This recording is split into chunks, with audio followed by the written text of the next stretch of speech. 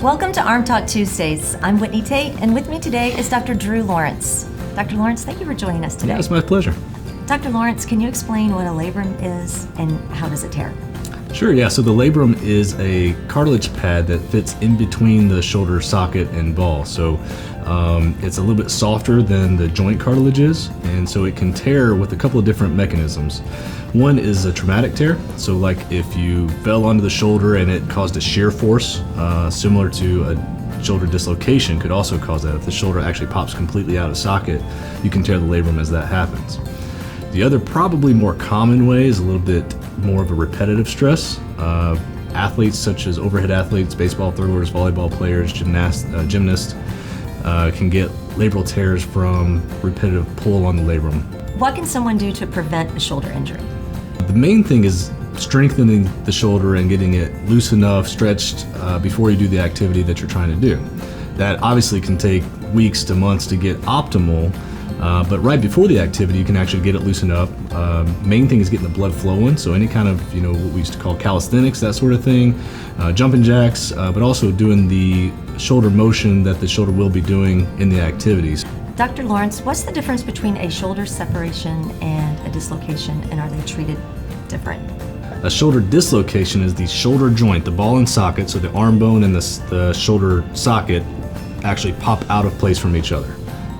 That's usually a traumatic injury, pretty painful. A shoulder separation is actually at the top of the joint where the collarbone connects to the shoulder blade, part of the shoulder blade called the acromion process. So it's the AC joint, the acromioclavicular joint.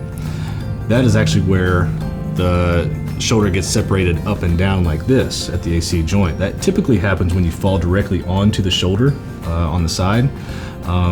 Usually less of a severe injury than the shoulder dislocation, as long as it's not a very severe AC joint separation. Dr. Lawrence, is there a type of treatment that's good for shoulder arthritis?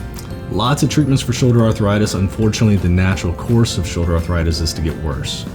Arthritis in general does pretty well with low impact range of motion, but getting the joint moving as much as you can without having stressful, impactful type motions is good. There's some over-the-counter treatments such as Tylenol or anti-inflammatory medications. And there's also some supplements that you can take. Sometimes we have to resort to injectables such as corticosteroids, and then occasionally we actually use something called orthobiologics, which is a class of treatment such as platelet-rich plasma or stem cells. And then the end stage, the last resort, is a shoulder replacement surgery. What is PRP and stem cells, and is it a safe treatment? Yeah, so PRP, or platelet-rich plasma, is when we actually draw your blood. We spin it down in a specialized centrifuge, and it concentrates the platelets as much as possible into a low volume of fluid. We then inject that into the shoulder joint, and it can actually recruit your own stem cells and other growth factors to try to help heal the cartilage. Now, we're not expecting regrowth of cartilage, but we're trying to heal what's kind of already there and damaged, and a lot of people get a lot of good results with it. Stem cells are a little bit different. So platelet-rich plasma is not taking the stem cells and harvesting them and injecting them.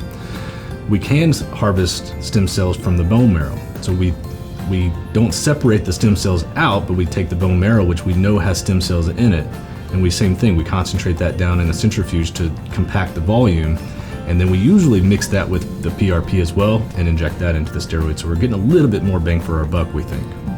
Dr. Lawrence, what is a frozen shoulder? Frozen shoulder is the common term for something called adhesive capsulitis. So the capsule of the shoulder joint is what surrounds the joint and actually what holds the joint together. And unfortunately, sometimes that gets tight, scarred down, really fibrotic.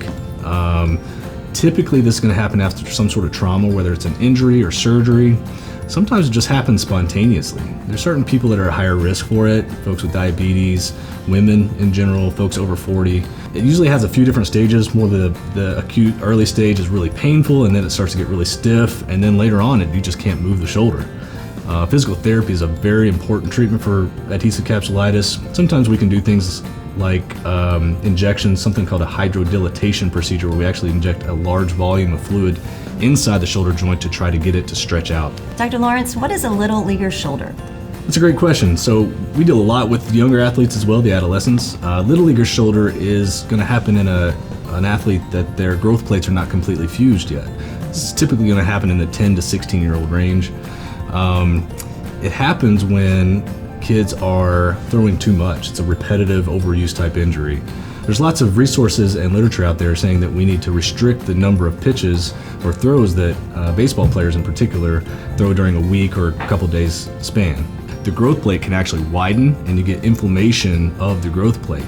It's essentially a stress fracture of the growth plate if you want to think of it that way. Dr. Lawrence, thank you so much for joining us today. Yes, ma'am. I enjoyed it. Thank you. For more information on shoulder injuries, visit SEHealth.org/shoulder.